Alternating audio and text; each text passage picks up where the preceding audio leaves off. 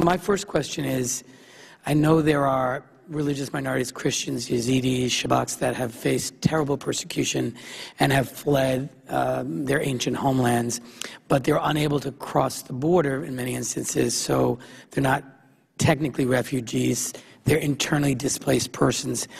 And these are obviously very vulnerable populations. What can we do, what can the United States be doing better to help these communities that are trapped in very unsafe locations be in a safer place and provide some protection? These internally displaced, what I would call, refugees, even though they're not technically refugees because they haven't left the borders of their own country. Anyone? Mr. Congressman, when I went to northern Iraq and I met the Kurdistan regional government, I was amazed at the work that they've done. Not because of meetings I went to, but because of the ground. I went and saw the girls that were kidnapped and raped by ISIS, for example, and I saw the care that they were getting. Yes, the Kurdistan regional government doesn't have a lot of resources, but they're still doing everything that they can to make Yazidis, like the girls that we met, Christians, and all other religious minorities feel like an equal. In fact, a lot of these workers have been unpaid for months at a time. To give everything that they have to these religious minorities shows that they are truly a safe haven.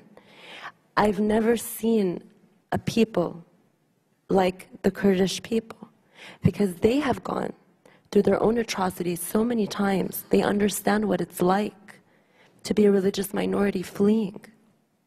So I say the solution is to support, number one, the Peshmerga army, who's really the ones on the front lines and are the boots on the ground. Let's help them as they fight this war. Let's support them in any way they can.